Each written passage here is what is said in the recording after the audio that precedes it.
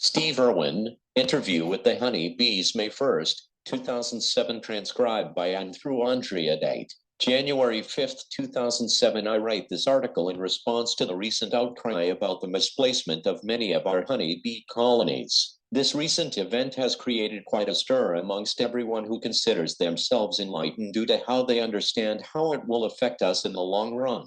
All over the world, honey bee colonies are disappearing, largely due to the fact that they too realize that human beings are no longer able to continue with the deliberate harm to nature and the animal kingdom, which is being allowed and accepted within the world and is no longer able to be tolerated by the animal kingdom.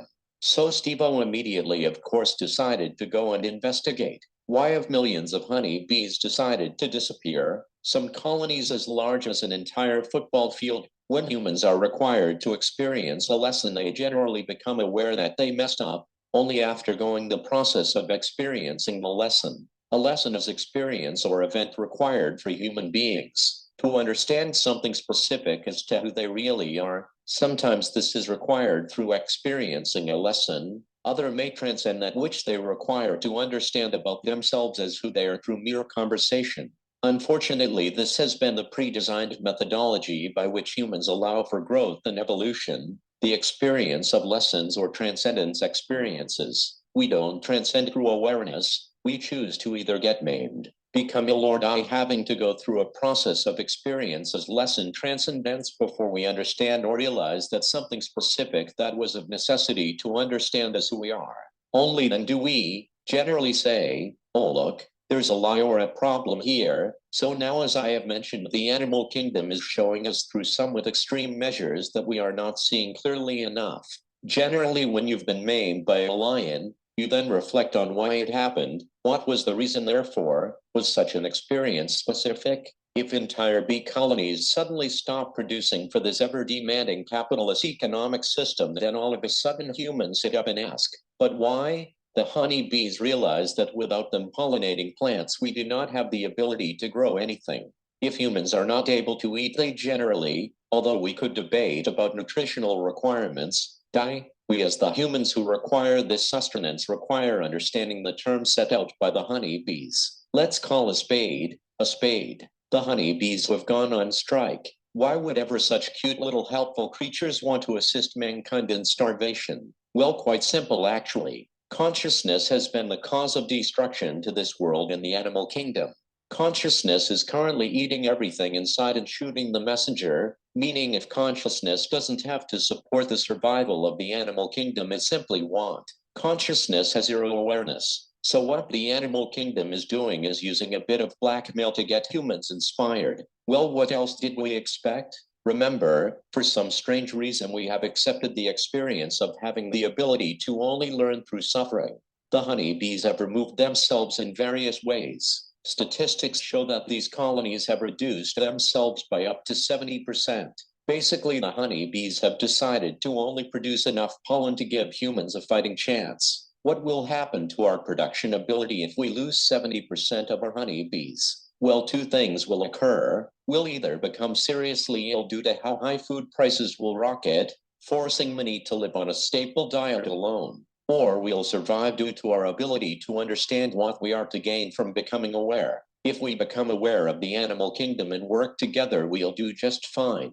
The honeybees will return and all will stabilize. However, when we engage in awareness, it means a lot of people will lose out big time. Awareness will create mass hysteria initially, as many will overpower the money system, overthrow governments, and basically destroy consciousness. How? We stand up all together, individually at first, just as you would stand up against your child being molested, and we don't stop until everything we are stands into infinity within awareness, not allowing consciousness to rear its ugly head, allowing our children and nature and the animal kingdom to be destroyed.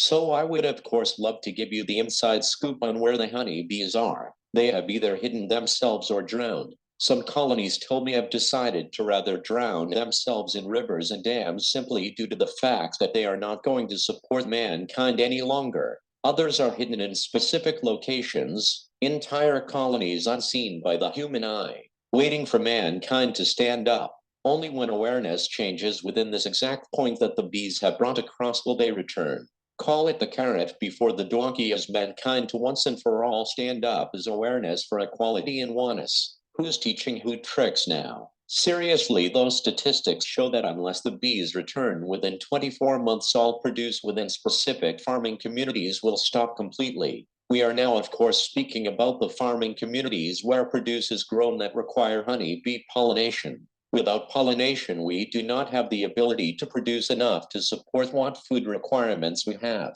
Now, of course, this point is rather obvious. But what alarms me even more than not having my daily fix in the form of food is not having honey. Honey is one of the few remaining antioxidants found in nature. What is interesting about honey is that even though you may not eat it yourself, a lot of medication that is used for fatal injuries like poison and heart failure comes from either honey or beeswax. If the bees are no longer pollinating, then they won't produce beeswax either. This will have a huge impact on our health.